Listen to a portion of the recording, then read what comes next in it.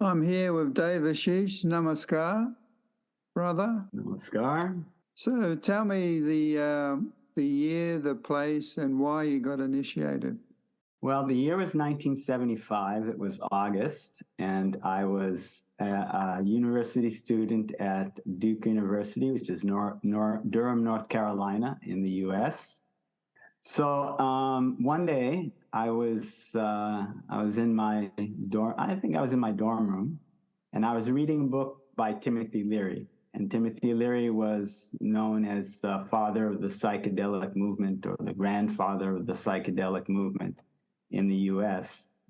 And since I was rather involved with that movement, I enjoyed his books. So I was reading one of his books, and he mentioned Zen. And I didn't know what Zen was. So I was curious. I went to the library and got a book out on Zen, and I started reading it. And within the first a couple of pages, it talked about the concept of enlightenment. And when I read that, it was as if a light went off in my head. And I remember very clearly the thought came, if this is true, if such a thing exists, then this is worth dedicating my entire life to. And if it doesn't exist, if it's not true, then I don't see what point life has anyhow. So I was excited, and I read a couple more pages, and then it said that if you want to achieve enlightenment, you have to meditate. And then I remembered that in the student union, I had seen a poster or a couple of posters about meditation classes. I hadn't paid any attention to it. It's not something I had ever thought about. But so I went immediately down to the student union to see the posters. And I remember there were two posters side by side. One was for transcendental meditation, and it was, I believe, $35 at that time for the course. And the other one was announcing Anandamarga monk was coming in a couple of days to the university to give a talk and to teach meditation. And that was free. So I chose the free option. And I went to a couple of days later, and this was Dada Cidghatananda. And at that time, he would come on tour twice a year to that part of the country. There were not very many acharyas at that time. But it so happened he was coming 2 days later. So I went to his talk, and I remember a couple of things that he was talking about. I really wasn't paying that much attention. I really just wanted to get to the end of the talk so I could learn meditation. But I remember he talked about the mantra and how the mantra gradually elongates the waves of the mind until the waves of the mind reach infinity. That caught my attention. I thought, oh, that's kind of cool. Focused on learning meditation. So at the end of the talk, a few students hung around to talk to him. Chandrasekhar, who now lives in Florida, he was a graduate student at that time in the law school, and he had invited Dada, and he announced that he was going to be giving a class on yoga and meditation beginning the coming week. He invited everybody, but then afterwards I stopped to talk to Dada. I said I wanted to learn meditation, and then he invited me back to Chandrasekhar's apartment so that he could teach me. So I went there, and Dada taught me to meditate, the most basic form of meditation that we learn. And then I started attending Chandrasekhar's class after that. So it was a normal, typical Anandamarga class. He would give some asanas for about 45 minutes, then do about 10 minutes of meditation. Gradually, after some weeks, he started introducing sitting kirtan and then later dancing kirtan. I remember feeling very self-conscious the first time that I did kirtan. And he would give a little talk about different concepts after the class, mantra, diet, these kind of things. So I continued with the class for some time, but I really didn't pay any attention to Anandamarga or to Baba.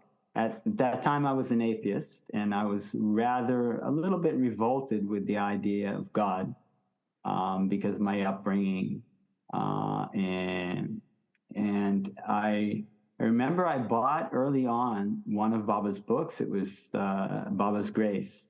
And I read a couple of pages and I didn't like it because it was all talking about God and devotion, these things. So I put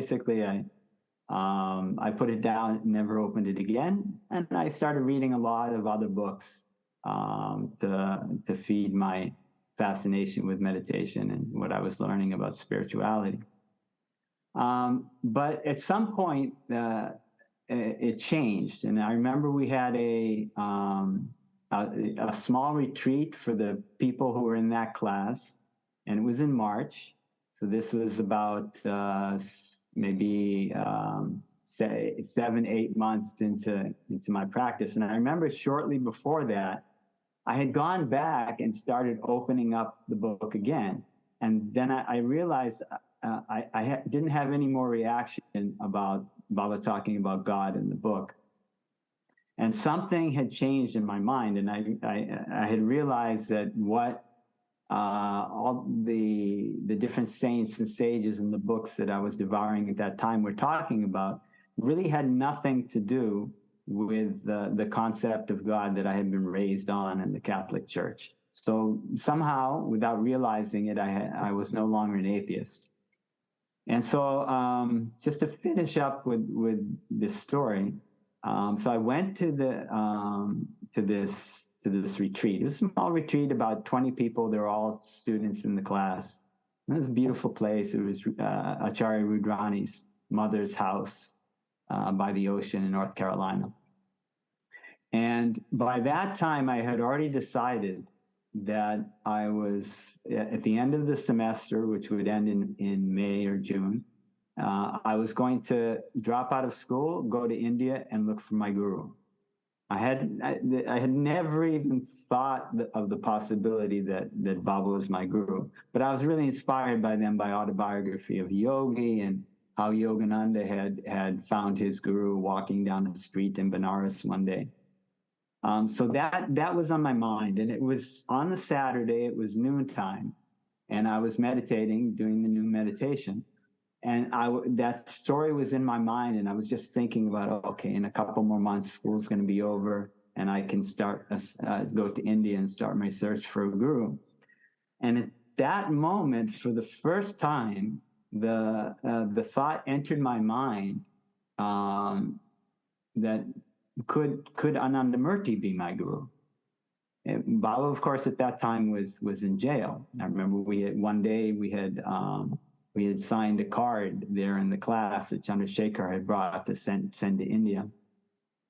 And at that moment, I opened my eyes, and Baba's photo was on the altar there. It was the gentleman's photo, the old gentleman's photo, not the one that was taken after Baba came out of prison. And when I looked at Baba and that beatific smile that you see in that photo, I saw Baba's face dissolve into white light. And I was a kind of, I don't know, flabbergasted, perplexed, shocked.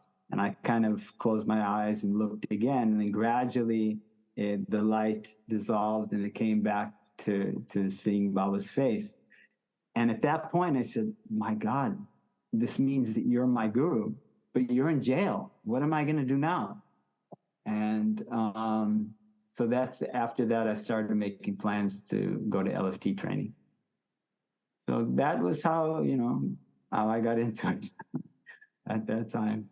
All right. And tell us about when you finally got to meet Baba. So I went to LFT training after the semester ended. And I was posted to the Jagrati in Los Altos. And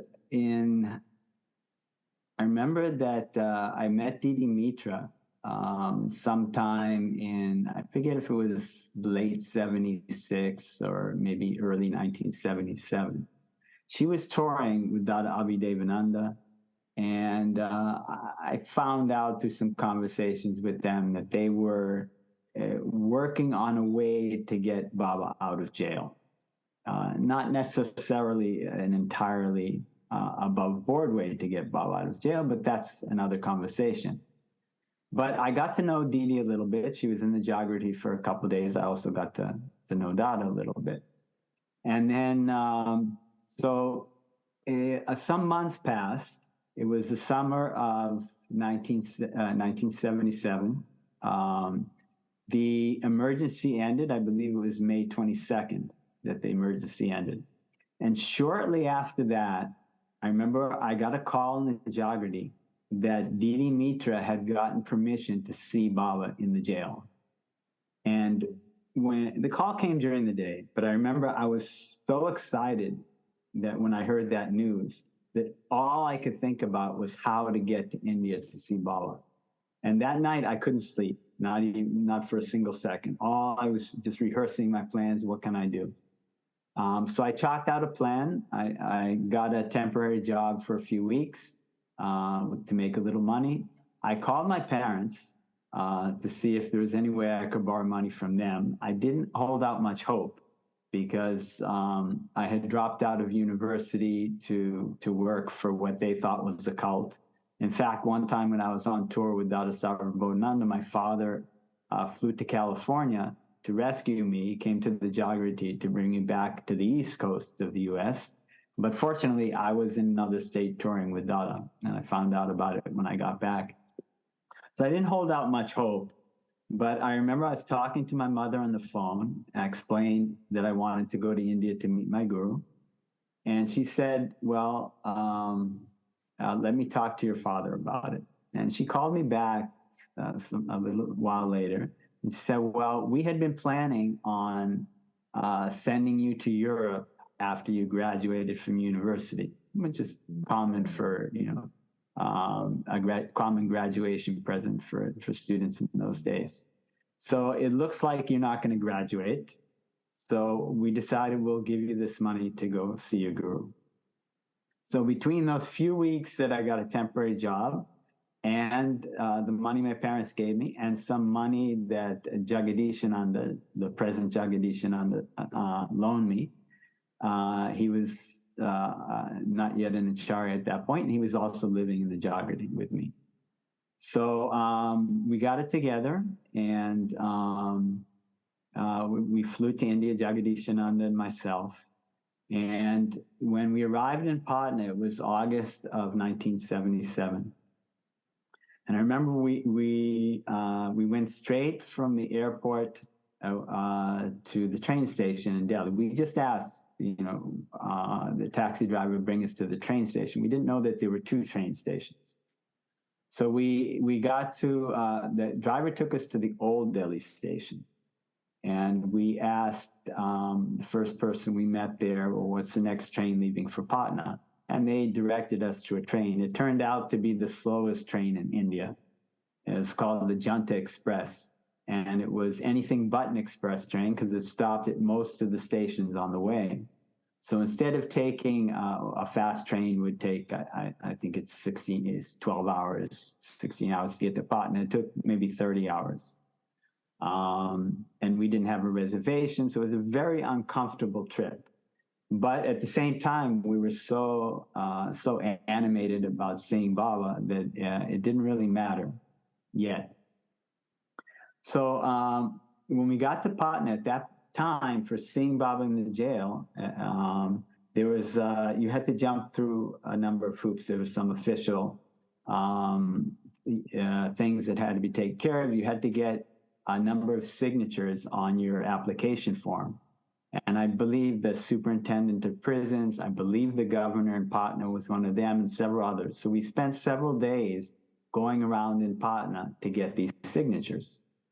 And so finally we got the signatures, and Dada Ramananda fixed the day that we were going to see Baba.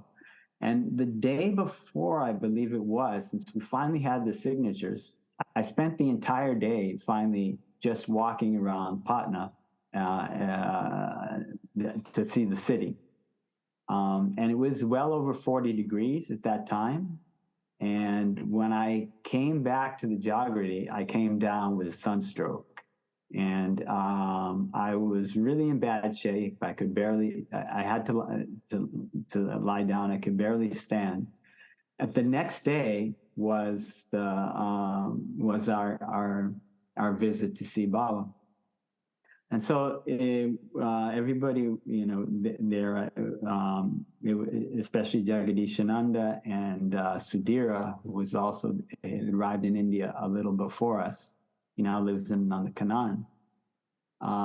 They counseled me, well, maybe it's best you don't go. You know, you can hardly stand. I said, no, I've been waiting my entire life to see Baba. I'm not going to wait one more day.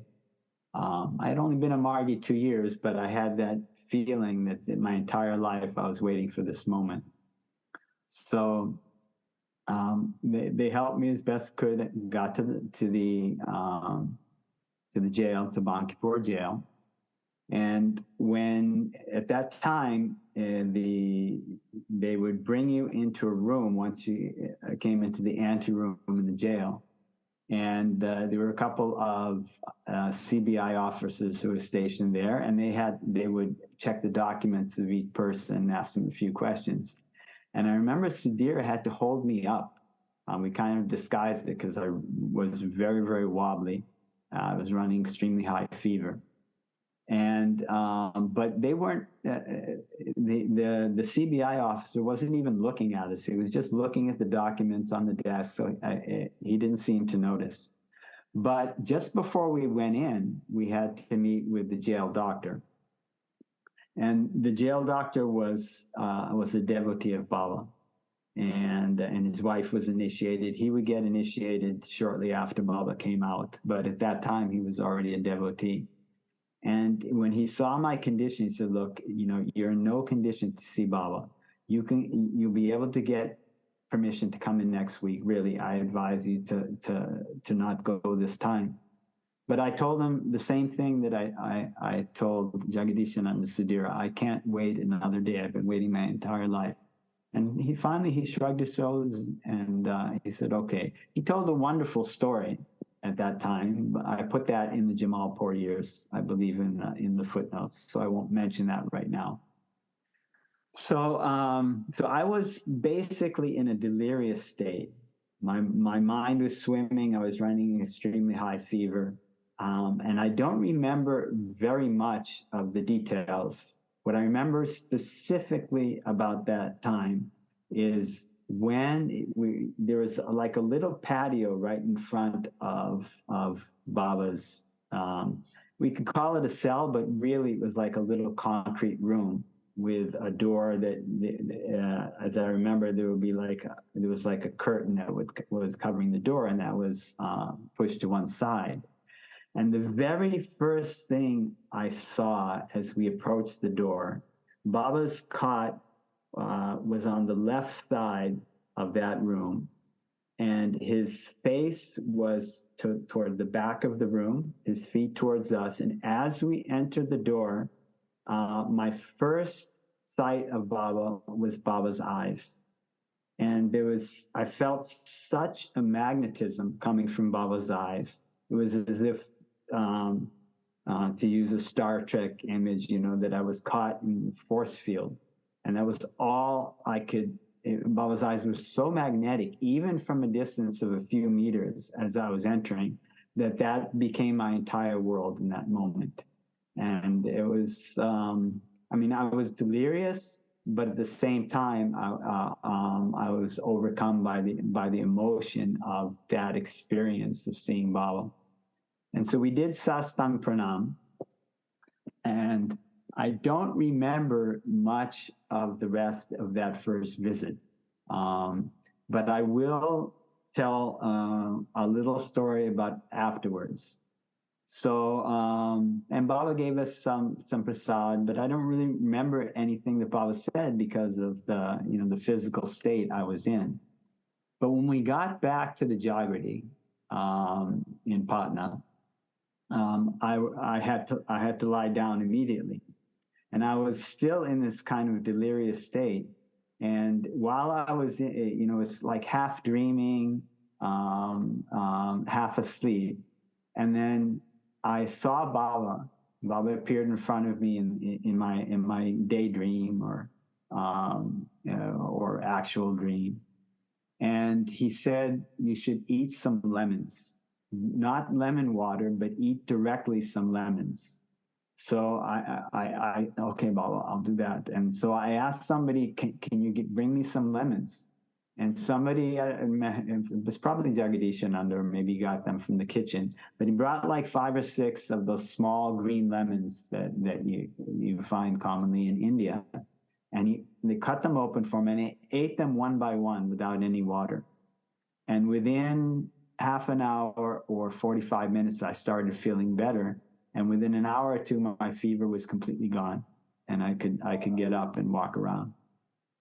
So that was my first experience of seeing Baba. And so after that, I went to Anandnagar, and I would be living there, and I would spend the next year or so in India. And at that time, you had to wait approximately about 2 months before you could apply again to get permission to see Baba. I don't remember if that was because of the government regulations or it was because of just a schedule of how many people wanted to go and see Baba. But it was basically a minimum of 2 months.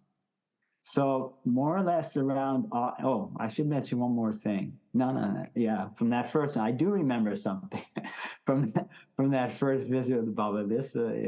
It was Shravarni Purnima, actually, in August of 1977. I didn't know what Shravarni Purnima was, but Baba explained it for us during that visit. And he said Shravarni Purnima was the day that Lord Shiva initiated his first disciple on the earth 7,000 years ago.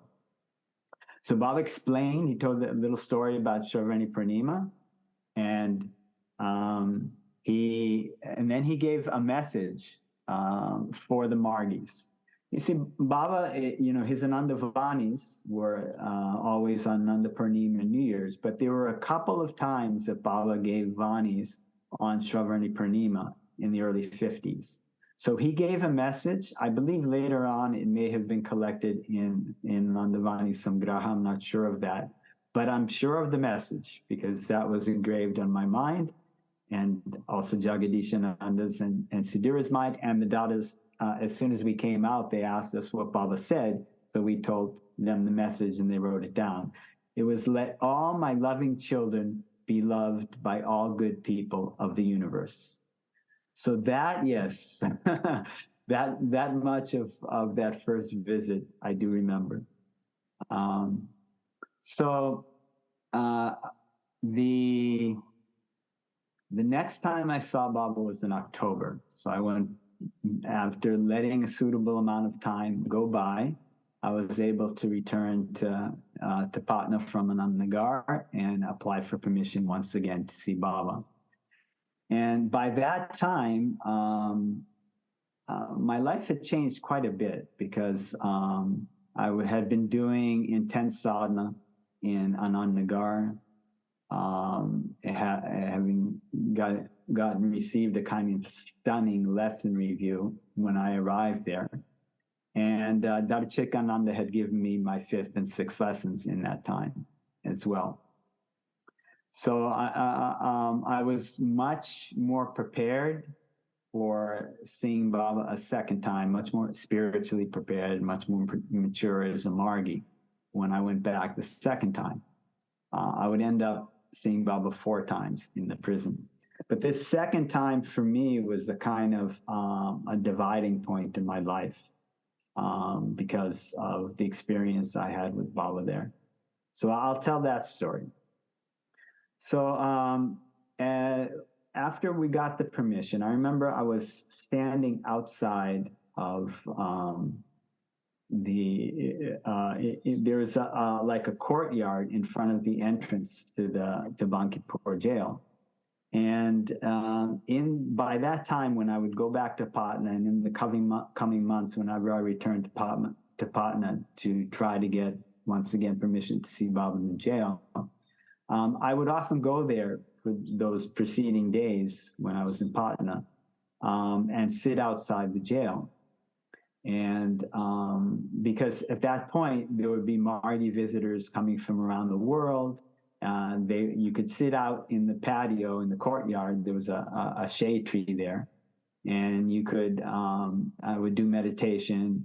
And then find out what Baba had said when people would come out of the jail. Oh, what did Baba say? I remember there was one brother from Ireland, and this was in the days leading up to me seeing Baba the second time. And so when he came out of the jail, I asked him, oh, what did Baba say? Baba said it was really interesting.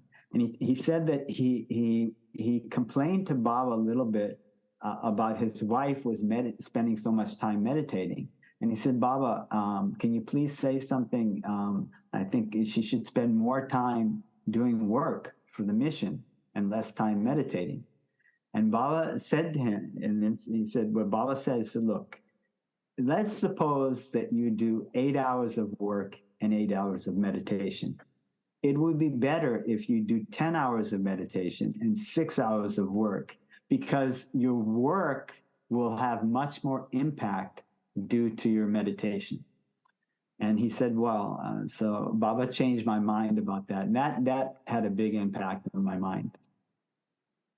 In these days leading up to seeing Baba, there was an ex-Acarya who I had met in the US, in California, while I was in LFT. He was actually the first Avadhuta who was sent to the US.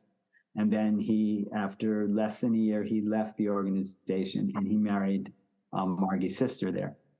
And I had gotten the address while I was in LFT, and he lived about an hour and a half north of the Jagrati in Los Altos. And I had gone to visit him. I wanted to hear Baba's stories. I wasn't particularly impressed by this ex-Dada. At least I had a feeling that he had a lot of ego. That may have been just my impression, but it was the impression I got.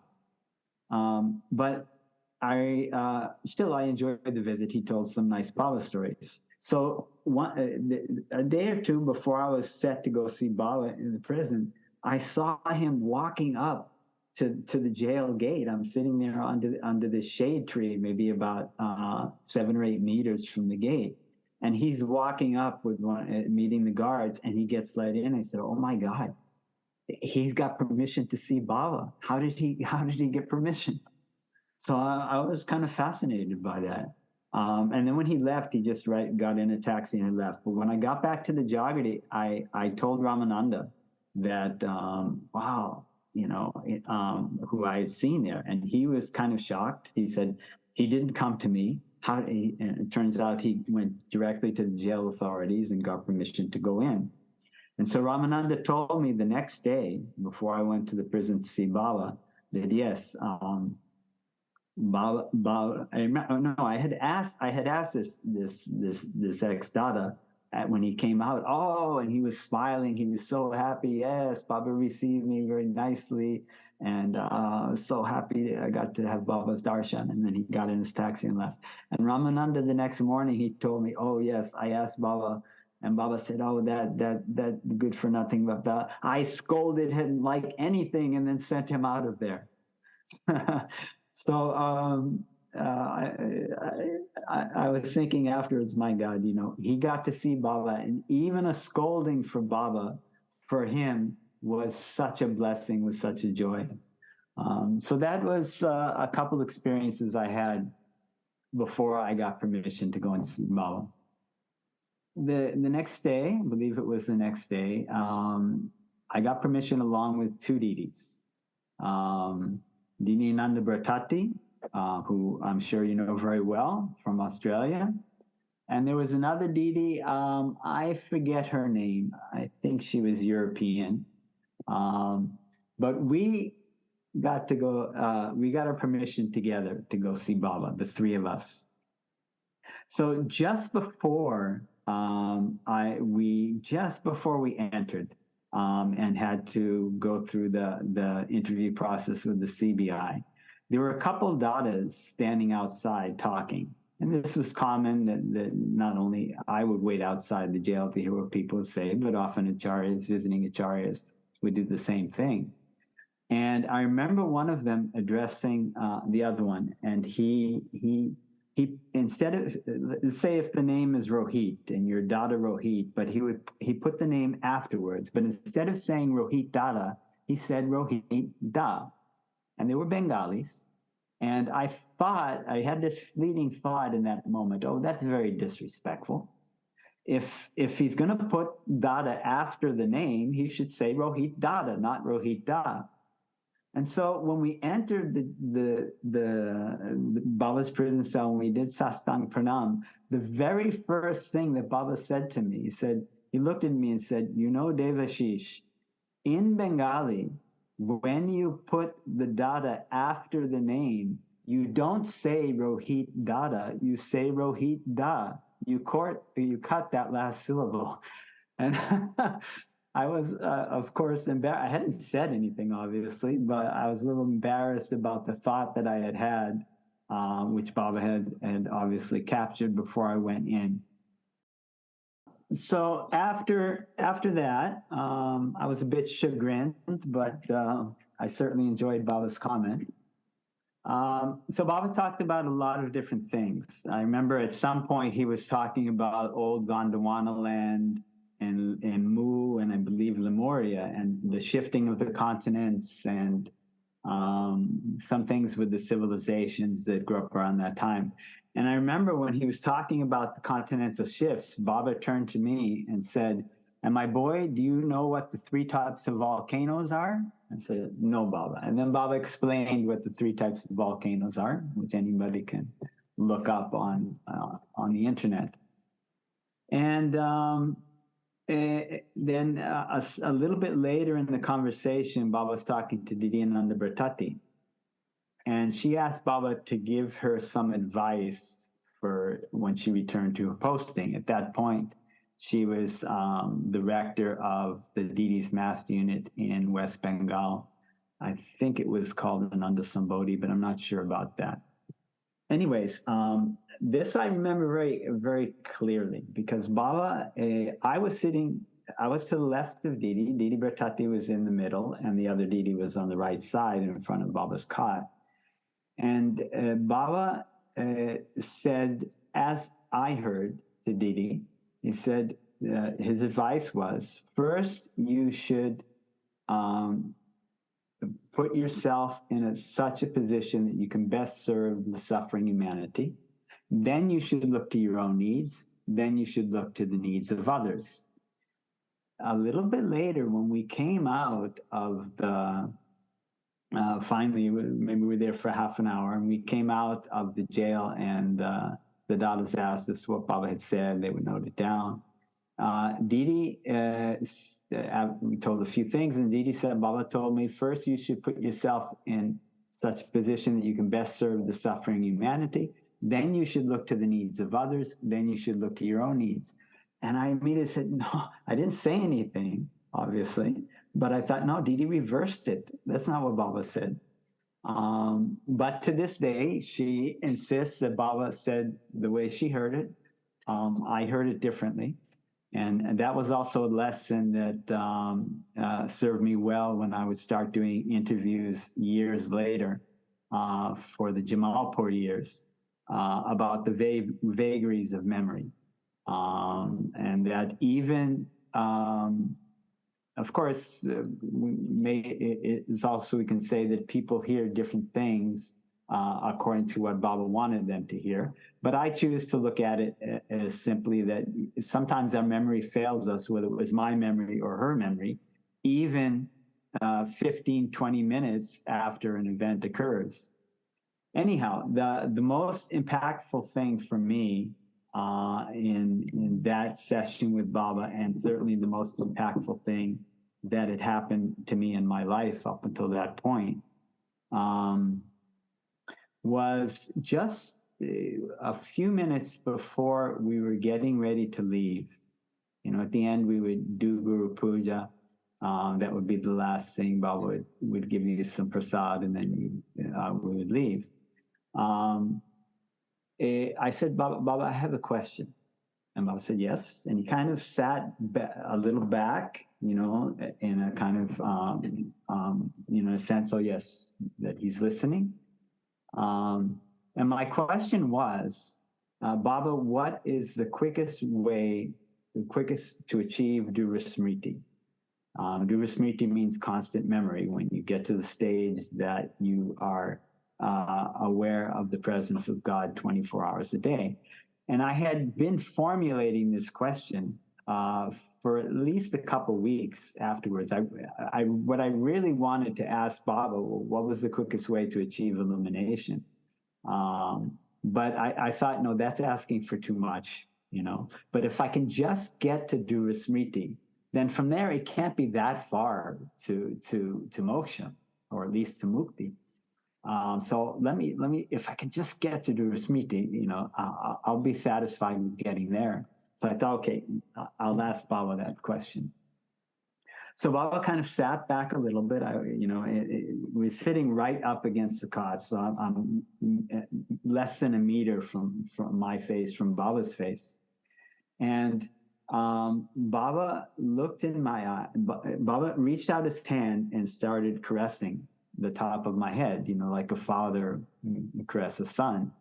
And he looked in my eyes and he said, "Follow your conscience."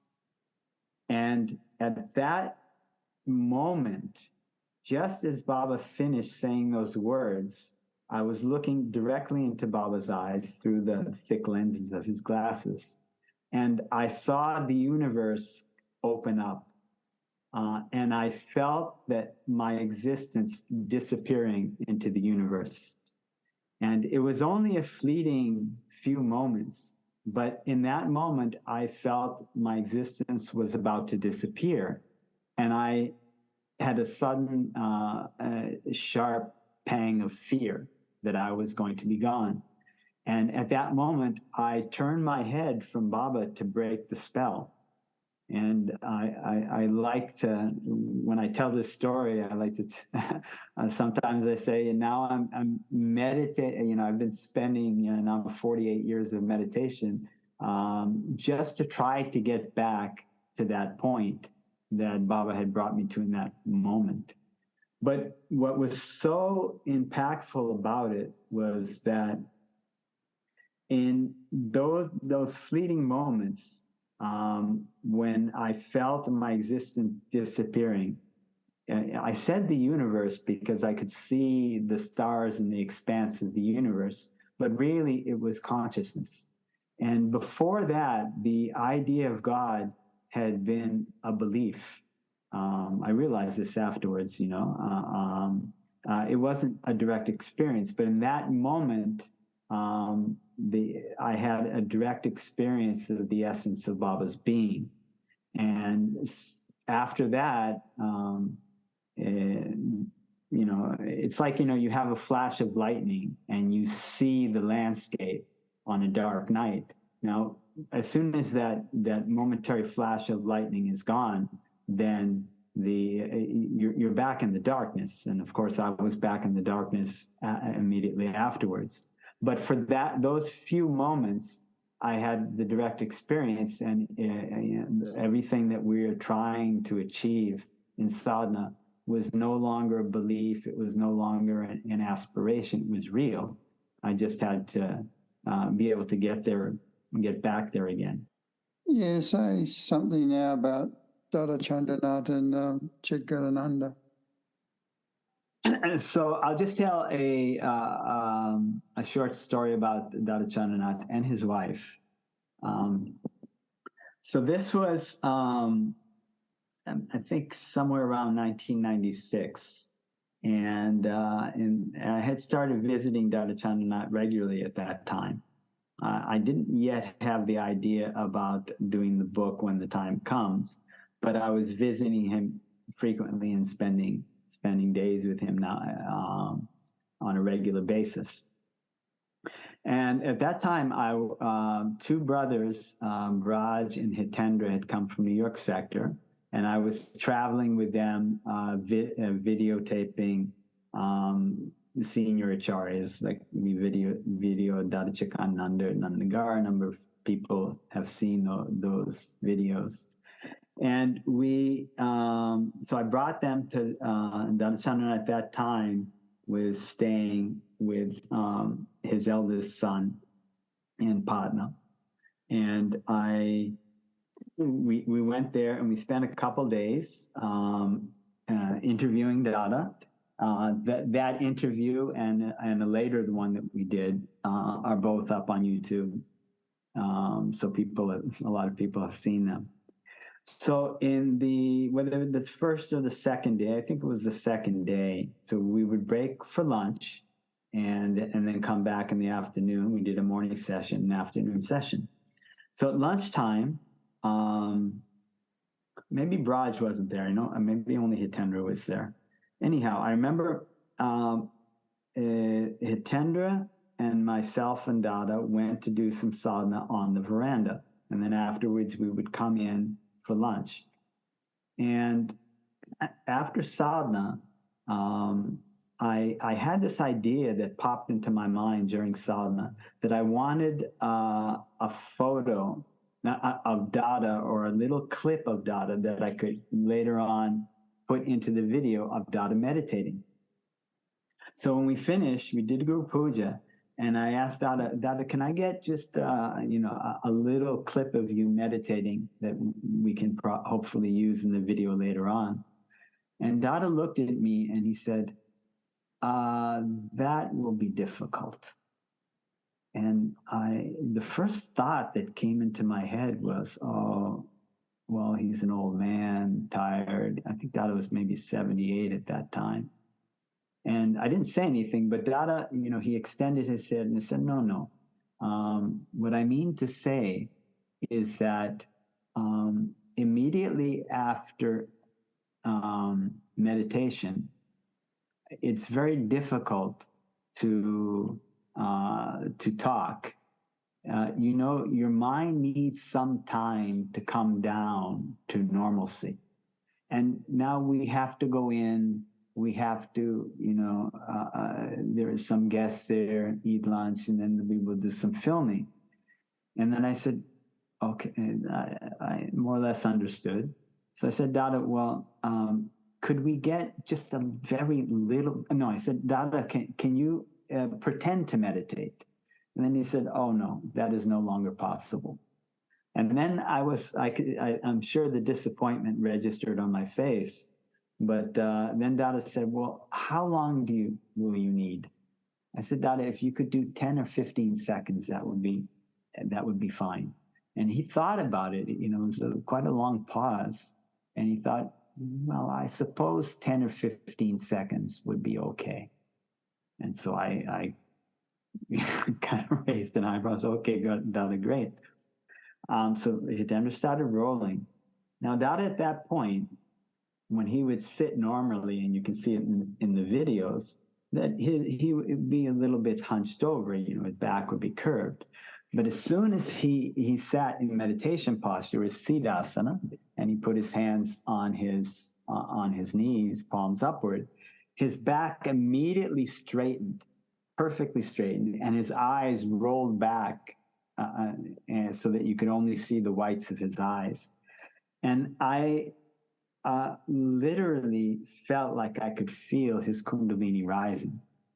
And I turned to Hitendra. I didn't say anything, but my mouth was literally open. And I pointed to Dada with an expression on my face, which would say, are you seeing this? And he was with a similar expression on his face of kind of awe. And then, so just after a few seconds passed, I said, okay, Dada, that's enough. And it took Dada a full minute before his eyes slowly came back to his normal position and his back gradually unstraightened. And I felt a real sense that he was bringing his consciousness down from wherever it was, but it wasn't an immediate process. So then we went in and we filmed our afternoon session. And at the end of the afternoon session, the light was, I asked for if Didi, Dada's wife, Acarya Rampari Devi, if she could come out. She was in another room and tell some Baba stories. Because I knew we didn't have that much more light left for the video purposes. Maybe it was like getting on 4 in the afternoon. And so she came in and she told some Baba stories. She would also sit, with the back slightly curved. She was the same age as Dada. She was 2 months younger. And she was telling some wonderful Baba stories, maybe 25 minutes or so. And this idea came in my head. I remembered this picture of Ramakrishna and Sarada Devi, Ramakrishna's wife, who was also a great saint. There's this famous picture of them sitting on a cot, side by side, cross-legged, looking into the camera. And I thought, my God, if I could just have a photo or a clip of Dada and Didi meditating side by side on the cot, that would be so cool to put that in the video. So Didi was speaking in Bhojpuri, and I think she was originally from Gaya. And Dada was sitting on a chair to the side of the cot to translate for us. So I asked Dada, can you think it would be possible for the two of you to sit on the cot together and just do a little bit of meditation so we could capture that on camera? And he looked at me and he said, oh, that will be difficult. And I said, oh, Dada, please, just a little bit. He said, okay, we can try. So Dada was still sitting on the chair, and Didi was sitting, in Sukhasana, the easy legs crossed posture. And he said in Bhojpuri to her, which is very similar to Hindi, Didi, Devashish wants us to do a little bit of meditation.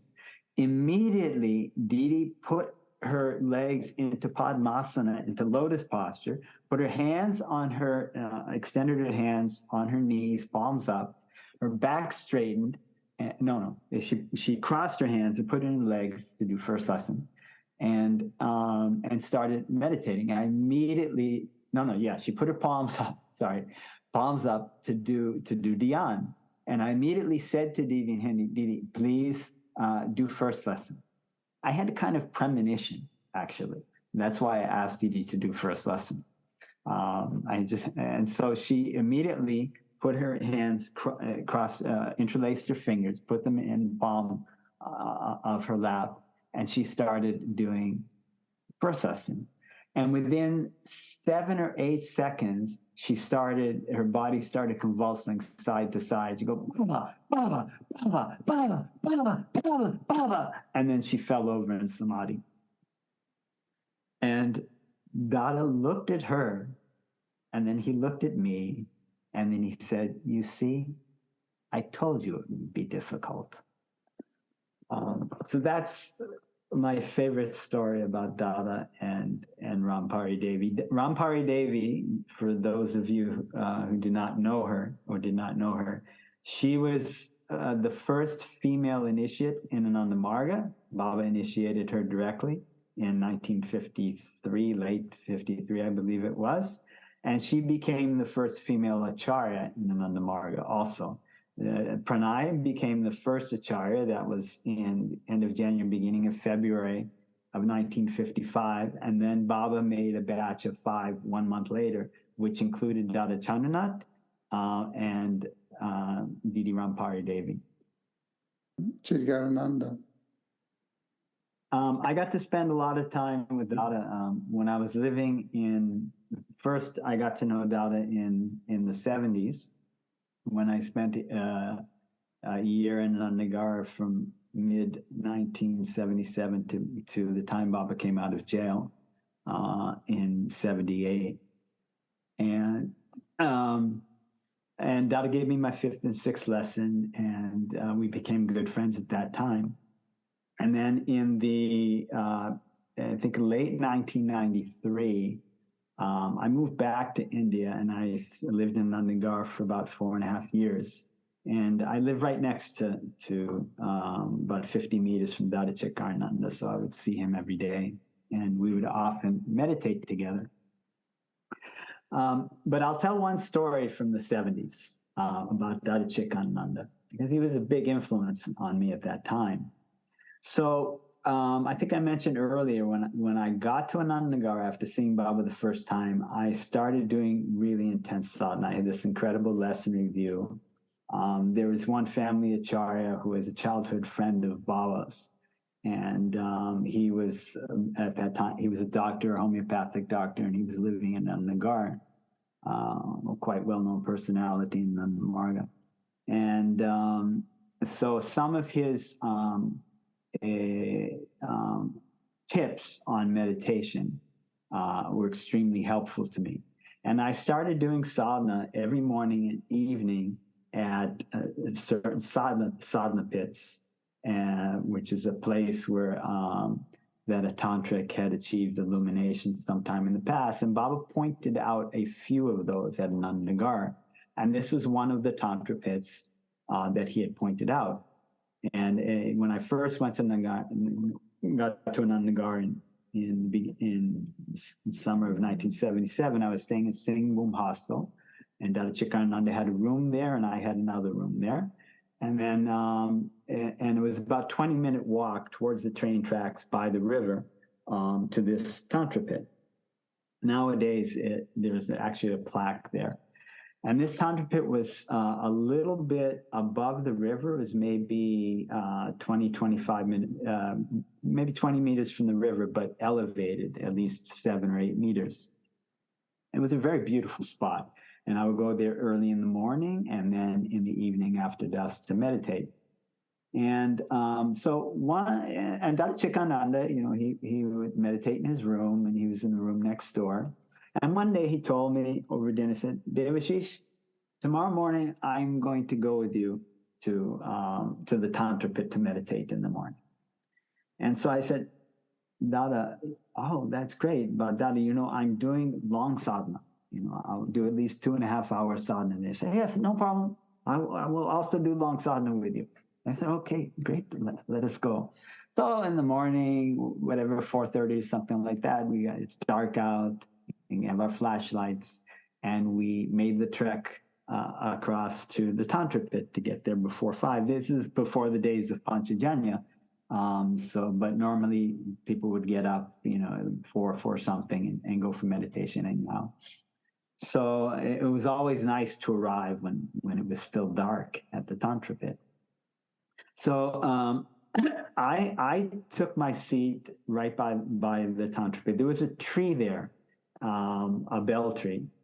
Was it a bell tree? I think so. Maybe it was still cottonwood. In the tradition for yogis in the old days for making tantra pits is they would bury 5 skulls in the ground in a circle, and supposedly including a tiger skull and a jackal skull and a few others. And then they would plant 5 trees above them in a circle. And one of those is a bell tree, I think a silk cottonwood tree. Some Dada explained to me the technique for making a tantra pit. And then, so this one tree, supposedly, according to the Dadas that had told me about this, was the original. The other trees had long since died, but this was the original tree, according to lore, that had from this tantra pit. And I believe it was Baba had said that this was a Jain tantric who had achieved enlightenment maybe around 10, 11 centuries ago at that place.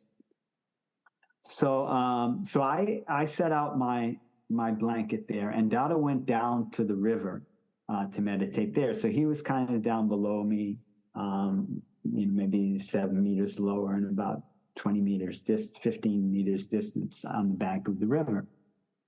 And so I started meditating. Time is going on. Maybe an hour and 20 minutes has passed, and I start hearing these sounds. Baba! Baba! And it broke my concentration a little bit. And by now it's already dawn, and so it's getting light out. And I open my eyes, and Dada's down by the edge of the riverbank. It's a small river, and sitting on a boulder, and he has his shirt off, and he's waving his shirt like a fan, And he's sitting there, and every 15, 20 seconds is punctuated, but he's looking around and he's saying, "Hum Baba." And then he keeps looking around, "Hum Baba." And I kind of shake my head and go back and meditate and continue with my lessons. So a little more while goes along, maybe another 20 minutes. Then I hear Dada Cidghatananda say, "Okay, Devashish, that's enough meditation. Let us go back." Okay, what can I do? So, I finish up, I do my Guru Puja, and we walk back to the Singhbum hostel. Now, to finalize the story, I believe it was that the next day, a couple friends from the U.S. were visiting this one couple. And Dada Cidghatananda was the rector master at that time, and he was a really great yogi and a great friend. And I wanted them to meet Dada, so I brought them. He was staying at the MIT building, and I brought them to meet Dada Cidghatananda. And so they were sitting down conversing. It was outside with Dada Cidghatananda, and I was sitting around to give them space to have their own conversation with Dada. So I sat a few meters away by myself under another tree. And at that, I remember thinking, about that morning, the day before, when Dada Cidghatananda had come out to meditate with me. He said, and I was thinking, with my, young man's ego. So Dada really doesn't do that much sadhana. I was doing 2.5 hours, after an hour and a half, he wanted to go back. And at that moment, Amitananda, he looked over at me and he said, and I just been thinking this, he said, "Devashish, it is not the quantity of sadhana that counts. It is the quality of sadhana that counts." And I was shamefaced. He went back to his conversation, and I learned another lesson among the many I would have to learn in this life. So I think we'll wrap it up there. Yes, that's okay. That's great, Devashish.